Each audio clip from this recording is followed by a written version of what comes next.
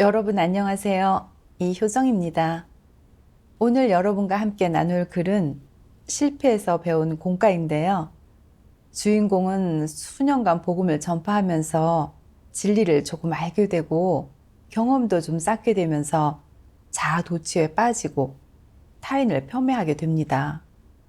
리더가 문제점을 지적해 주었지만 받아들이지 않고 계속 제멋대로 행합니다. 그러다 본분에서 계속 실패를 거듭하게 돼서야 왜 주체하지 못하고 계속 회계 성품을 표출하게 되는지 반성하게 됩니다. 그리고 어떻게 다른 사람들과 조화롭게 본분을 잘 이행할 수 있을지 생각해 보기도 합니다. 그럼 이제 오늘 주인공의 이야기를 들어볼까요? 예전에 제가 예수님을 믿을 때는 자주 성경을 보고 주님의 복음을 전했어요. 전능하신 하나님을 믿고 나서는 하나님의 말씀을 읽으면서 전능하신 하나님이 말세의 진리를 선포하여 심판 사역을 하시며 사람을 정결케 하고 구원하신다는 것을 알게 되었어요.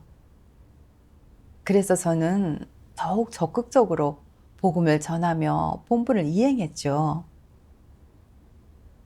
훈련을 통해서 저는 하나님의 사역을 증거하는 부분의 진리에 대해 어느 정도 명확히 알게 되었고, 복음 전파의 몇 가지 원칙도 파악하게 됐어요.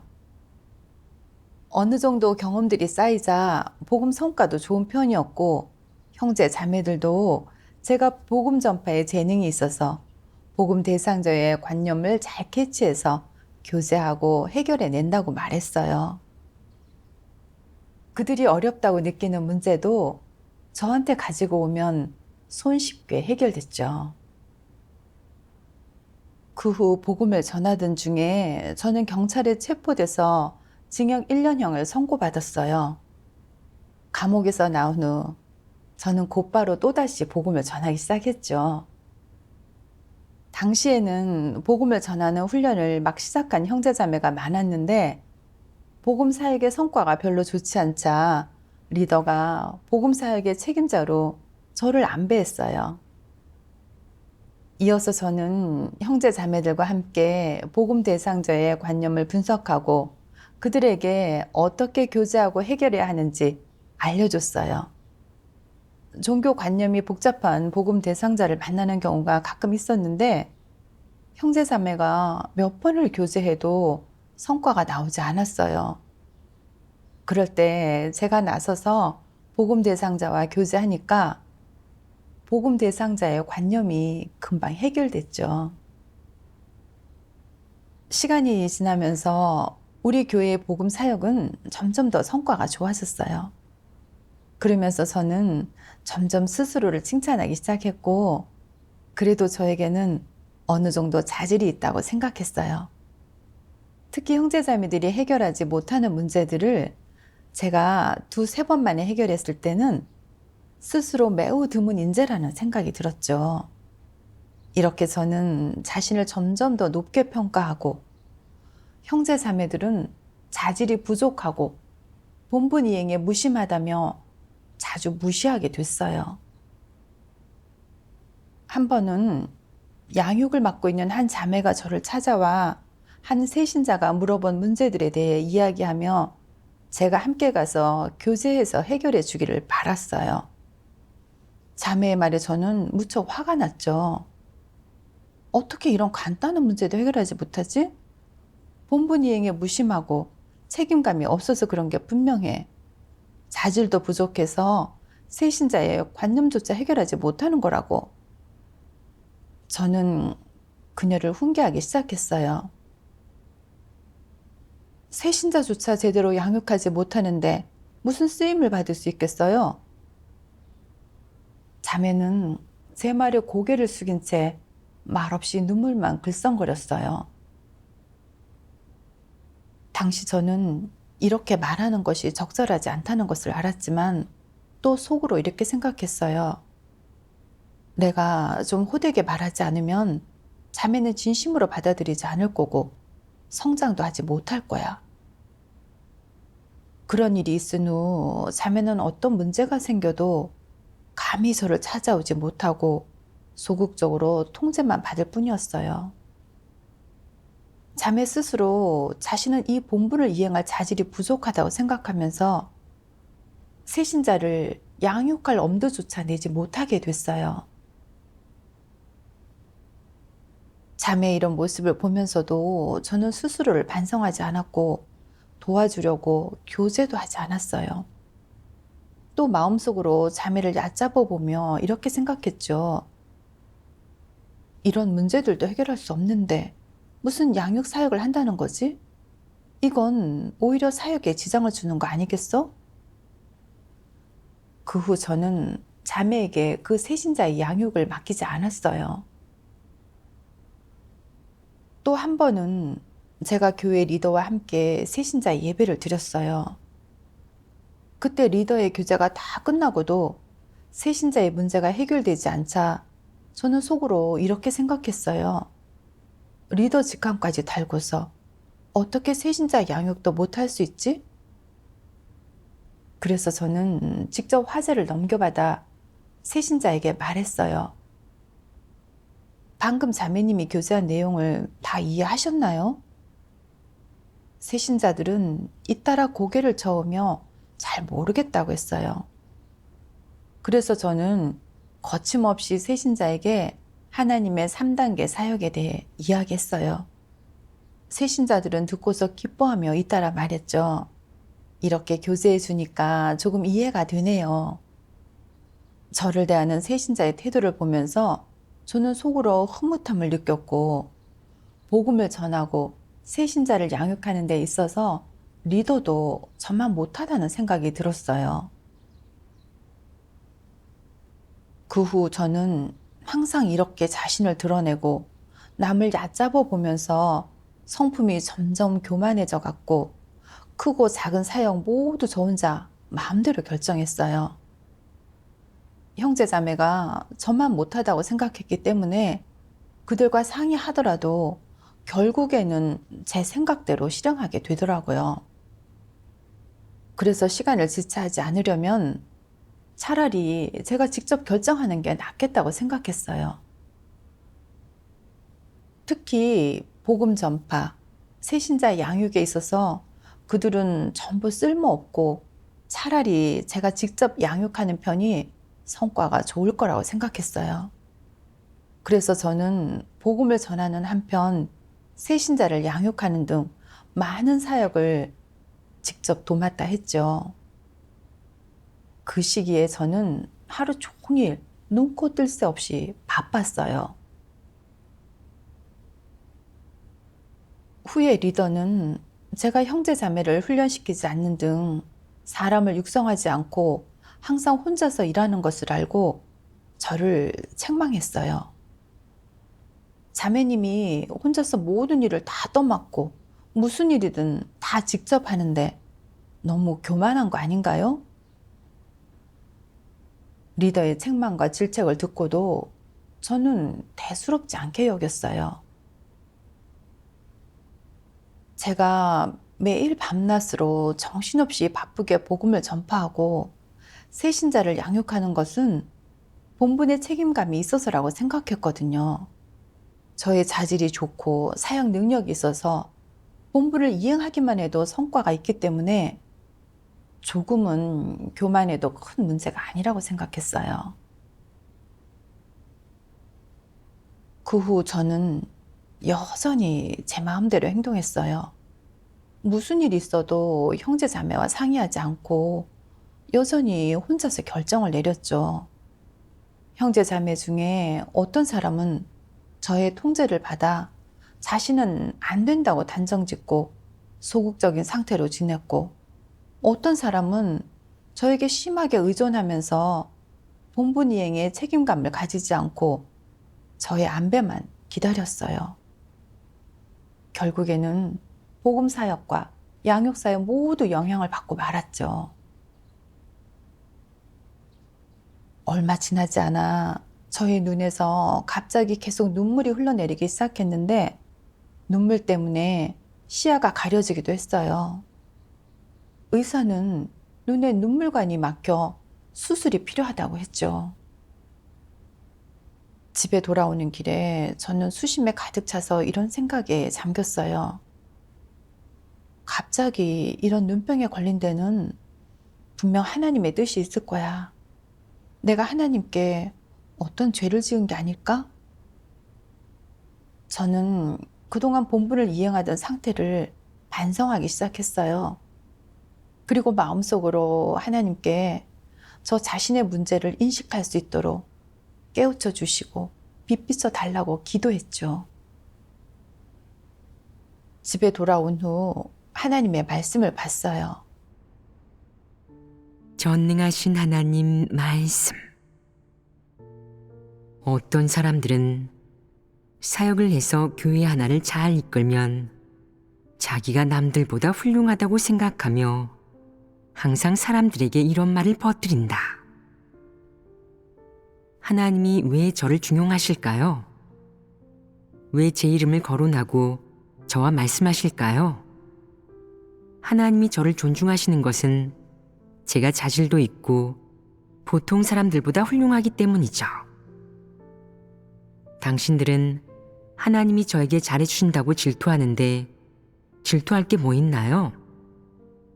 저는 그만큼 사역도 많이 하고 대가도 많이 치렀는데 당신네는 왜 그런 모습이 안 보이나요? 하나님이 저에게 좋은 걸 주셔도 질투하면 안 됩니다. 그건 제가 마땅히 받아야 하는 겁니다.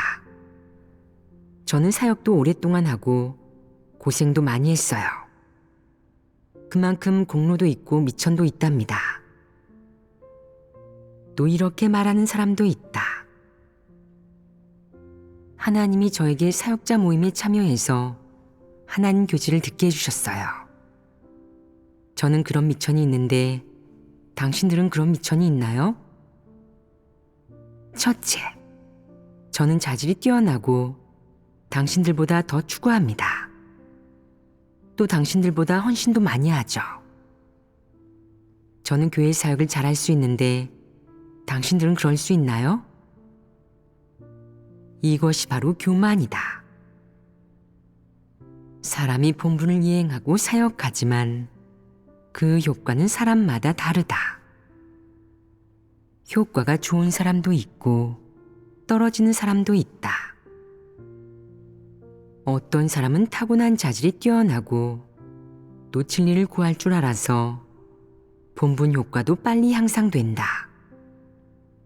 이것은 자질이 뛰어난 이유도 있고 하나님이 예정했기 때문이기도 하다. 그런데 본분 효과가 떨어지는 문제는 어떻게 해결해야 하느냐?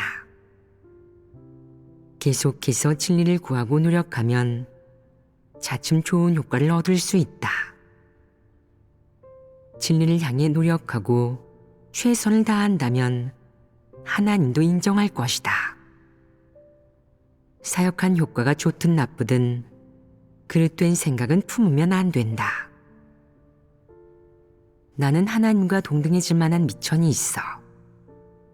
하나님이 내게 주신 것들을 누릴 만한 미천. 하나님 칭찬을 받을 미천이 있고 다른 사람들을 이끌거나 꾸짖을 미천이 있어. 라고 생각하지 마라. 미천이 있다고 말하지 마라. 사람은 이런 생각을 가져서는 안 된다. 내가 만약 이런 생각을 품는다면 그건 내가 여전히 위치를 제대로 서지 못했다는 뜻이고 사람이 최소한 갖춰야 할 이성도 없다는 뜻이다. 그러면 내 교만한 성품을 어떻게 벗어버리겠느냐? 벗어버릴 방법이 없다. 하나님의 말씀이 저의 내적 상태를 폭로하셨어요. 저의 모든 행동을 돌아보니 모두 교만한 본성에 지배당한 거였죠. 제가 복음을 전하고 새신자를 양육하는데 어느 정도 성과를 거두자 우쭐해졌어요. 제 자질이 좋고 사역 능력이 있어서 복음 전도에는 저 같은 사람이 꼭 필요하다고 생각했죠. 저는 항상 이런 은사들을 미천으로 삼고 교만해져서 누구도 안중에 두지 않았어요. 다른 사람과 함께 협력해서 본부를 이행할 때도 항상 거만하게 굴며 사람을 가르치려 들고 통제하려 했어요. 자매가 새신자 양육에 어려움을 겪는 것을 보면서도 저는 문제 해결을 위해 그녀를 도와주지 않고 오히려 그녀 위에 군림하며 가르치려 들었어요. 또 리더와 함께 새신자를 양육할 때 리더가 교제한 후에도 문제가 해결되지 않자 저는 서둘러 협력해 교제하는 게 아니라 속으로 무시했어요. 심지어 새신자들 앞에서 일부러 리더를 깎아내리기까지 했죠. 사역할 때 생기는 문제에 대해서도 저는 진리 원칙을 구하지 않고 형제 자매들과 상의하지 않았어요. 사역 경험이 있는 제가 일을 꿰뚫어 볼 수 있다고 생각해 무슨 일이든 스스로 결정했죠. 모든 일을 도맡다 하면서 어떤 사역도 다 혼자 하려고 하고 다른 사람에게는 훈련의 기회를 주지 않았어요. 책망과 훈계를 받을 때도 저는 대수롭지 않게 여겼어요. 이건 본분의 책임감이 있는 거라고 생각했고 여전히 베테랑이라고 뻐기면서 책망과 훈계를 받아들이지 않았어요. 저는 정말 너무나 교만했어요. 하나님을 경외하는 마음도 순종하는 마음도 전혀 없었어요. 복음 사역의 책임자인 저는 원래 형제자매가 복음을 전하도록 양성해야 하잖아요. 그런데 저는 오히려 그들을 무시하고 깎아내렸어요. 혼자 모든 일을 도맡아 해서 형제자매가 저의 통제를 받게 됐죠. 어떤 사람은 저에게 심하게 의존해서 본분 이행에 진심으로 책임을 지지 않았어요.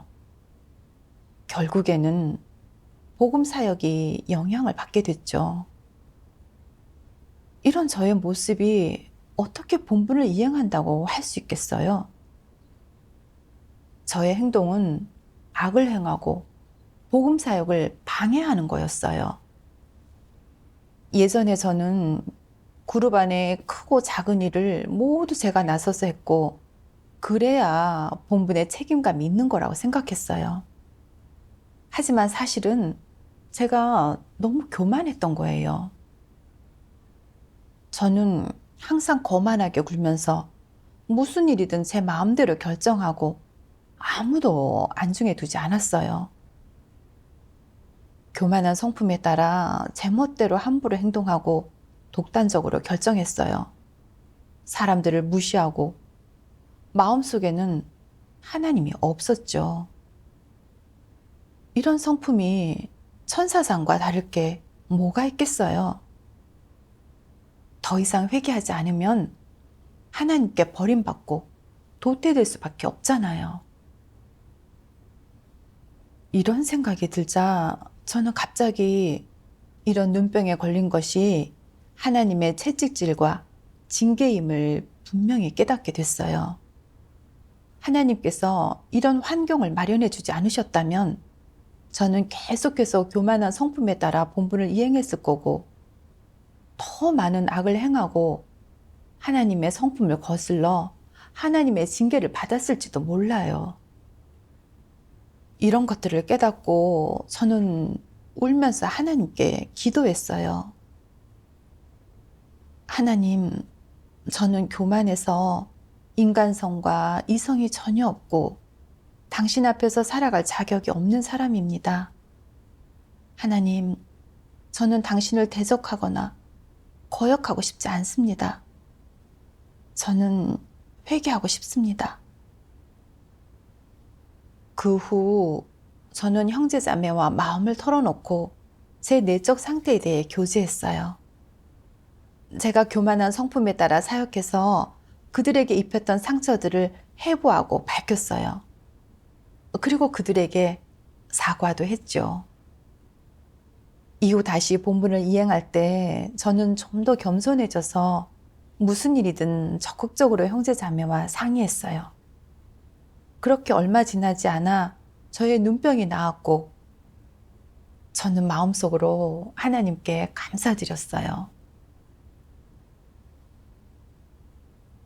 얼마간의 시간이 흐른 후 복음 사역의 필요로 인해 교회에서는 저를 다른 지역에 보내 복음을 전하도록 안배했어요.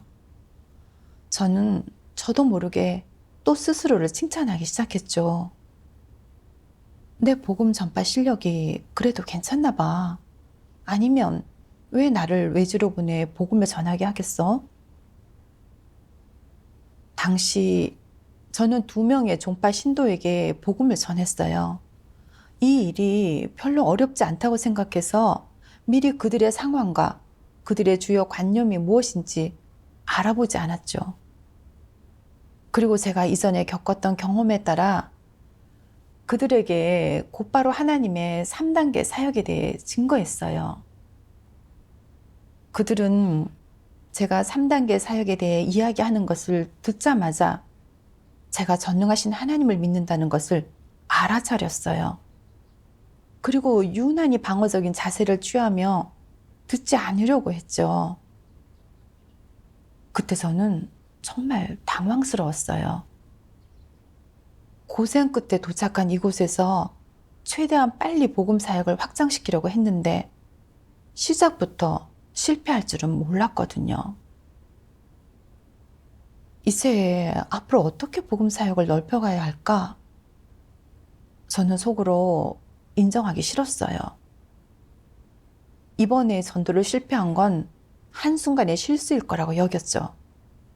저의 오랜 경험에 따라 복음을 전하면 분명 사람을 얻을 수 있을 거라고 생각했어요. 그런데 복음을 전할 때마다 잇따라 실패를 맛보게 되자 저는 크게 좌절감을 느꼈고 의기소침해졌어요. 그 후 저는 교체되었죠. 복음 성과를 내지 못했다고 생각하자 저는 정말 고통스러웠어요. 마치 제가 쓸모없는 사람이 된 기분이 들었죠. 이렇게 가다가는 도태되는 게 아닐까? 저는 예전에 열정적으로 복음을 전하던 날들이 무척 그리워졌어요. 그때는 좀 힘들고 지치긴 했지만 복음 성과가 있었고 행복했어. 근데 지금은 왜 성과가 안 나오는 거지? 이런 생각을 하니 저는 정말 고통스럽고 견디기 어려웠어요. 고통 속에서 저는 거듭 하나님께 기도드리며 구했죠. 하나님, 이런 상황에 처해졌을 때 제가 어떤 공과를 배워야 할까요? 제가 자신을 알아갈 수 있도록 저를 깨우치시고 빛 주어 주세요. 그렇게 구하는 중에 저는 다음과 같은 하나님의 말씀을 봤어요. 전능하신 하나님 말씀. 은사와 특기란 사람이 어떤 측면에서 선천적으로 남보다 훌륭하고 뛰어난 것을 지칭한다. 예를 들어 다른 사람보다 반응이나 이해력이 빠르거나 특정 업무 기술을 지니고 있거나 말주변이 좋거나 하는 것 등이 바로 사람의 은사와 특기이다. 너에게 어떤 측면의 특기와 장점이 있다면 이러한 은사와 특기를 어떻게 인식하고 대하는지가 매우 중요하다. 만약 네가 너의 특기와 은사를 다른 사람은 대체할 수 없다고, 너의 은사와 특기에 의지해 본분을 이행하는 것이 바로 진리 실행이라고 생각한다면 이런 관점은 옳은 것이냐 틀린 것이냐? 틀린 것입니다. 왜 틀렸다고 하는 것이냐? 특기와 은사란 대체 무엇이냐? 어떻게 이해하고 적용하고 대해야 하느냐? 사실 어떤 측면의 은사와 특기가 있든 그것이 진리와 생명이 있음을 의미하지는 않는다. 사람에게 어떤 측면의 은사와 특기가 있다는 것은 바로 그 측면의 본분 이행에 적합하다는 것이지, 그 사람이 진리를 실행한다는 뜻은 아니고 일처리의 원칙이 있다는 뜻도 아니다. 예를 들어 너에게 선천적으로 노래를 잘하는 은사가 있다고 해보자. 그렇다면 내가 노래를 잘하는 것이 진리 실행을 의미하겠느냐? 내 노래에 원칙이 있음을 의미할 수 있겠느냐? 그럴 수 없다. 예컨대 내가 글재주를 타고나 글을 잘 쓴다고 해보자. 그런데 진리를 깨닫지 못한다면 내가 쓴 글이 진리에 부합하겠느냐? 너에게 체험 간증이 있음을 의미하겠느냐? 그럴 수 없습니다. 그러므로 은사와 특기는 진리와는 별개의 것이며 함께 논해서는 안 된다. 어떤 은사가 있든 진리를 추구하지 않으면 마찬가지로 본분을 제대로 이행할 수 없다. 어떤 사람들은 항상 은사를 자랑하고 자신이 남들보다 낫다고 생각해 남들을 무시한다. 본분을 이행할 때도 다른 사람과 협력하기 싫어하고 자기 마음대로 결정하려고 해 본분 이행 과정에서 수시로 원칙에 위배되고 일의 효율이 무척 떨어지는 결과가 초래된다. 은사가 그를 교만하고 독선적이며 남을 깔보게 만들어 그는 늘 자신이 남들보다 나으며 자신보다 나은 사람은 없다고 생각한다. 그래서 우쭐대는 것이다. 그렇다면 이 사람은 은사 때문에 망쳐진 것 아니겠느냐? 사실이 바로 그렇다. 사람은 은사와 특기가 있으면 교만해지고 독선적으로 변하기가 쉽다. 진리를 추구하지 않고 항상 은사의 의지에 살아간다면 매우 위험해질 것이다. 하나님 집에서 어떤 본분을 이행하든 어느 측면의 특기가 있든 진리를 추구하지 않으면 절대 본분을 제대로 이행하지 못한다. 어떤 측면의 은사와 특기가 있다면 그 측면의 본분을 제대로 이행해야 한다. 만약 거기서 더 나아가 진리를 깨달아 원칙대로 일을 처리할 수 있다면 그 사람의 은사와 특기는 본분 이행 과정에서 역할을 할 수 있을 것이다. 만약 진리를 받아들이지 않고 진리 원칙을 구하지 않으며 오로지 은사의 의지에 일한다면 본분 이행에서 아무 성과도 내지 못할 것이며 자칫 잘못하면 도태될 것이다. 은사와 특기가 있는 사람들은 모두 자신이 매우 똑똑해 어떤 일이든 이해할 수 있다고 생각한다. 하지만 그들은 은사와 특기가 진리를 의미하지 않으며 진리와 무관하다는 사실을 알지 못한다. 사람이 은사와 상상의 의지에 일할 때 그의 생각과 관점은 종종 진리에 위배된다. 하지만 그 자신은 이를 꿰뚫어 보지 못하고 난 정말 똑똑해. 이 얼마나 현명한 선택이고 영명한 결단이야. 당신들은 나만큼 할 수 없어. 라고 생각한다. 항상 나르시시즘과 자아도취의 내적 상태로 살아가니 조용히 마음을 가라앉히고 하나님의 요구가 무엇인지, 진리란 무엇인지, 진리 원칙이란 무엇인지를 곰곰이 생각하기 어렵다. 이러면 진리를 깨닫기 어렵다. 설령 본분을 이행한다 하더라도 진리를 실행하지 못하고 진리 실제에 진입하기가 힘들다. 요컨대 어떤 은사와 특기를 지니고 있든 진리를 추구하거나 받아들이지 못한다면 본분을 제대로 이행할 수 없다는 것은 의심의 여지 없이 확실하다. 하나님의 말씀을 묵상한 후 저는 재능과 은사가 있다고 해서 진리가 있는 것은 아니라는 것을 알게 됐어요.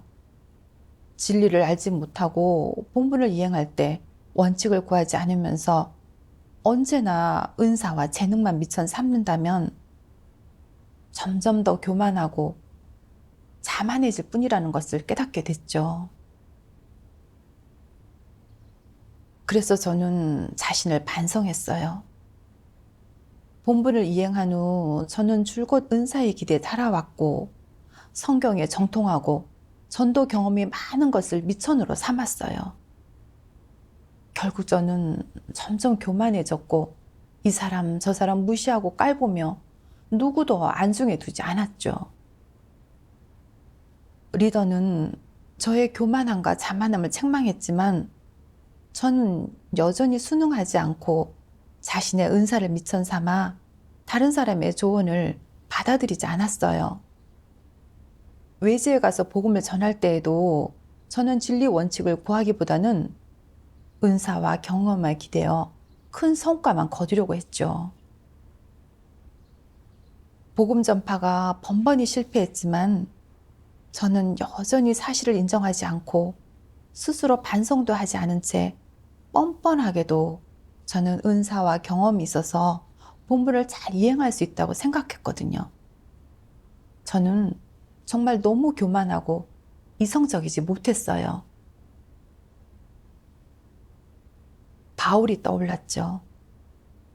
바울은 타고난 자질이 뛰어나고 말주변이 좋으며 말을 잘하는 사람이었어요.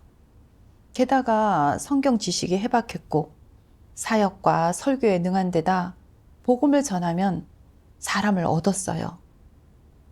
그러다 보니 바울은 이런 은사들을 미천 삼아 점점 교만해졌고 누구도 안중에 두지 않았죠. 자신은 어떤 사도에게도 뒤처지지 않고 수고스럽게 사역해서 면류관과 상으로 바꿀 거라고 했어요. 심지어 자기가 사는 것이 그리스도라는 말까지 했죠. 결국 바울은 하나님의 징벌을 받았어요. 은사가 있다고 해서 진리 실제가 있는 것은 아니에요. 만약 진리를 추구하지 않고 폐계 성품의 변화가 없다면 결국에는 역시 드러나 도태되게 되죠. 나중에 저는 또 하나님의 말씀 한 단락을 보고 제 문제를 좀 더 분명하게 알게 됐어요. 전능하신 하나님 말씀. 너희가 본분을 이행하는 과정에서 하나님의 인도와 성령의 깨우침을 느낄 수 있느냐? 성령 역사를 느꼈음에도 우쭐해서 자신에게 실제가 있다고 여긴다면 이것은 어떻게 된 일이냐? 본분 이행에 성과가 생길 경우 하나님께 절반의 공로가 있고 자신에게도 절반의 공로가 있다고 생각하다가 나중에는 자신의 협력을 무한히 확대 해석하여 역시 자신의 협력이 가장 중요하고 자기가 협력하지 않았다면 하나님이 깨우쳐 주실 수 없었을 것이라고 생각합니다. 그렇다면 하나님은 왜 너를 깨우쳐 주느냐? 하나님이 다른 사람을 깨우쳐 줄 수 없느냐? 하나님이 누구에게 깨우쳐 주든 모두 하나님의 은총이다. 너의 그 조그마한 협력은 무엇이냐? 공로냐? 아니면 본분과 직책이냐? 내가 그것이 본분과 직책임을 인식한다면 그런 마음가짐은 옳다. 그러면 너는 공을 가로치려고 생각하지 않을 것이다. 만약 네가 이건 내 공이야. 내가 협력하지 않았다면 하나님이 깨우쳐 주셨을까? 역시 사람의 협력이 있어야 해. 사람의 협력이 주가 되는 거야. 라고 생각한다면 그것은 틀렸다. 만약 성령의 깨우침이 없고 너에게 진리 원칙을 교제해 주는 사람도 없다면 내가 어떻게 협력하겠느냐? 너는 하나님의 요구가 무엇인지 모르고 실행길도 모를 것이다. 설령 하나님께 순종하고 협력하고 싶어도 어떻게 하는지 모를 것인데 내 협력은 그저 빈말에 불과하지 않겠느냐? 진실한 협력이 없이 모든 것을 자기 뜻대로 한다면 내 본분 이행이 합격에 이를 수 있겠느냐? 절대 그럴 수 없다. 그것은 문제가 있음을 뜻한다. 어떤 문제냐? 사람이 어떤 본분을 이행하든 성과를 내고 본분 이행에 합격해 하나님의 칭찬을 받으려면 그것은 하나님이 역사하느냐에 달려 있다. 내가 책임을 다하고 본분을 이행했다 해도 하나님이 역사하지 않고 하나님이 너를 깨우쳐 주거나 인도하지 않는다면 너는 길과 방향, 목표를 모를 것이다. 그러면 마지막에 어떤 결과가 생기겠느냐? 한동안 바삐 돌아쳤어도 본분을 제대로 이행하지 못하고 진리 생명도 얻지 못했을 것이다. 헛수고만 했을 것이다. 그러므로 내 본분 이행이 합격하고 형제자매들에게 도움이 되고 하나님의 칭찬을 받는 이 모든 것은 다 하나님께 달려 있다. 사람은 그저 자신의 능력으로 할 수 있는 일, 해야 하는 일, 사람의 본능으로 할 수 있는 일들을 할 뿐이다. 그러므로 최종적으로 내 본분 이행이 성과를 낼 수 있는지는 하나님 말씀의 인도, 성령의 깨우침과 인도에 달려 있다. 그런 것들이 있어야만 너는 진리를 깨닫고 하나님이 준 길과 하나님이 정한 원칙에 따라 하나님의 부탁을 완수할 수 있다. 이는 하나님의 은총과 축복이다. 사람이 이를 보지 못한다면 그것은 눈이 먼 것이다. 하나님의 말씀을 읽고 깨달았어요. 복음을 전하고 새신자를 양육해서 성과들을 거둘 수 있었던 건 저의 공로와 미천이 아니라 전부 다 성령의 깨우침과 인도이고 하나님의 은혜라는 사실을요. 만약 하나님께서 우리에게 모든 면의 진리 원칙을 교제해 실행할 길과 방향을 갖도록 말씀을 선포해 주시지 않았다면 제가 뭘 깨달을 수 있겠어요? 성령의 깨우침과 하나님 말씀의 인도가 없다면 제가 아무리 말솜씨가 좋고 자질이 뛰어나고 성경에 정통하더라도 종교인의 관념은 해결할 수 없어요. 사실이 명백히 드러나자 저는 성령의 깨우침과 인도가 없으면 마치 바보처럼 아무런 문제도 해결하지 못하고 복음을 전할 때마다 실패하게 된다는 것을 알게 됐어요. 예전에 저는 늘 제가 본분 이행에 성과가 있는 건 저의 자질이 뛰어나고 사역 능력이 있기 때문이라고 생각했어요. 사실 저는 하나님의 사역에 대해 알지도 못하고 자기 주제도 모른 채 언제나 이런 은사들을 미천 삼아 자랑하려 했죠. 저는 정말 부끄러운 줄도 몰랐어요. 나중에 저는 또 다음과 같은 하나님의 말씀을 보게 됐어요. 전능하신 하나님 말씀. 하나님은 인류를 사랑하고 보살피고 염려하고 그리고 끊임없이 인류에게 공급한다. 그는 마음으로 이런 것들을 가웬 일이라고 생각한 적이 없고 공로가 큰 일이라고 생각한 적도 없다. 그는 인류를 구원하고 인류에게 공급하며 베푼 모든 것이 인류에게 엄청난 공헌을 한 일이라고 생각한 적도 없다. 그는 그저 자신의 방식과 자신의 본질과 소유와 어떠함으로 조용하고 묵묵히 인류에게 공급하고 있을 뿐이다.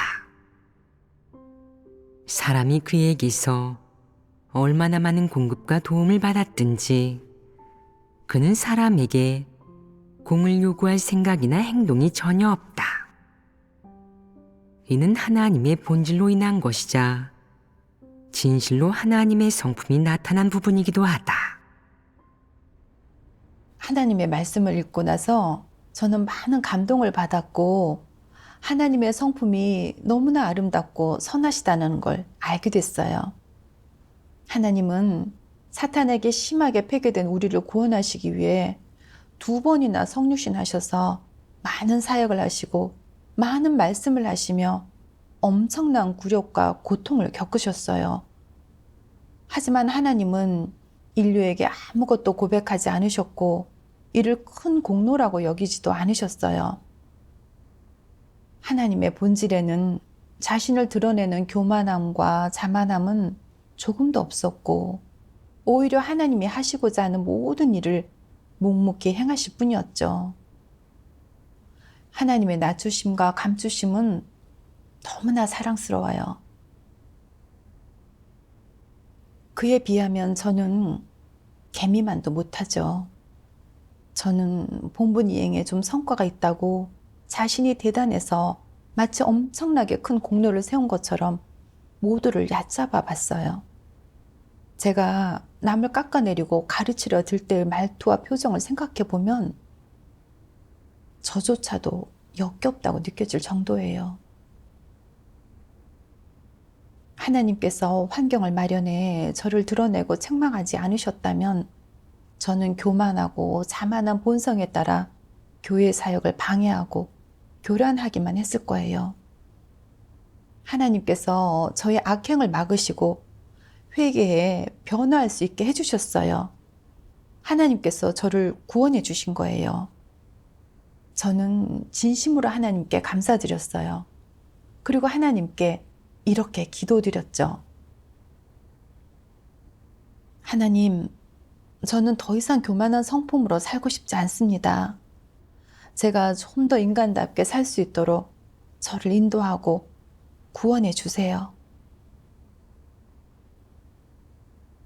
얼마간의 시간이 흘러 저희 영적 상태는 어느 정도 호전되었고 리더는 또 저에게 새신자 양육을 맡도록 안배했어요.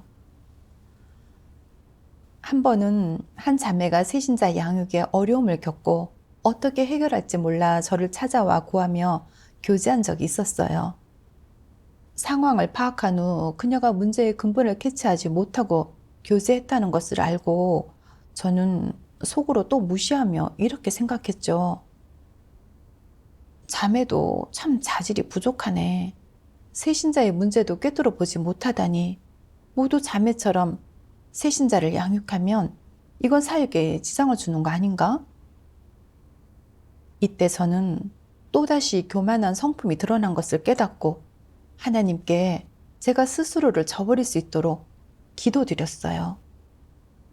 그 후 저는 다음과 같은 하나님의 말씀을 보게 됐죠.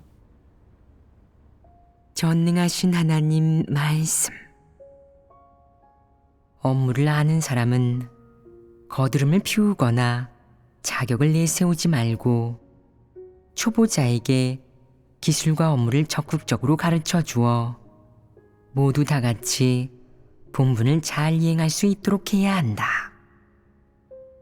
설령 내 업무가 가장 뛰어나고 기술적으로도 최고 수준이라고 해도 그 역시 하나님이 내게 베풀어준 은사이므로 너는 본분 이행에 내 특기를 발휘해야 한다. 내 기술과 재능이 아무리 뛰어나도 혼자서는 사역을 해낼 수 없다. 모두 네가 기술과 업무를 습득한다면 본분 이행에 더 큰 효과를 거둘 것이다.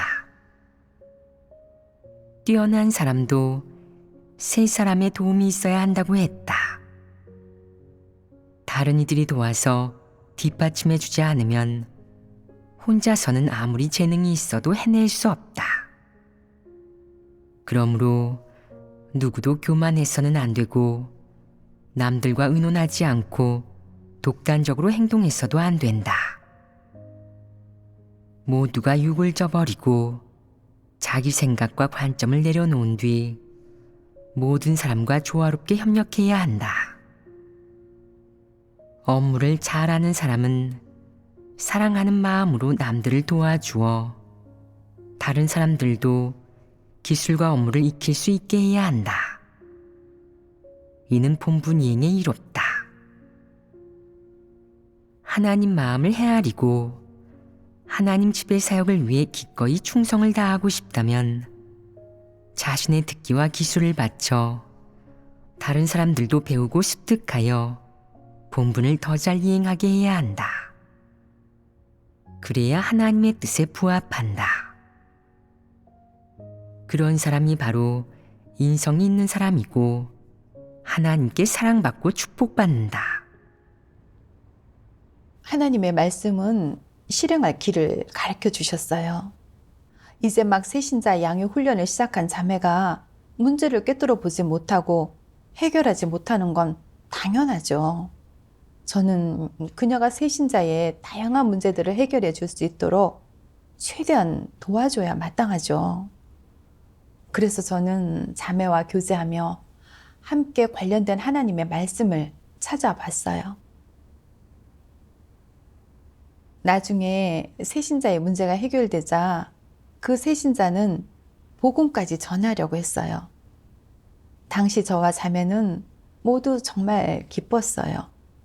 그 후 형제 자매와 함께 협력해 본분을 이행할 때 저는 더욱 겸손해졌어요. 복음을 전하고 새신자를 양육할 때 상대방의 문제를 해결하지 못하는 형제 자매가 있으면 저는 더 이상 그들을 무시하거나 얕잡아 보지 않고 함께 교제하면서 원칙을 구했죠. 형제 자매가 다른 제안을 내놓을 때 저는 의식적으로 자신을 부인하고 다른 사람의 제안을 받아들였어요.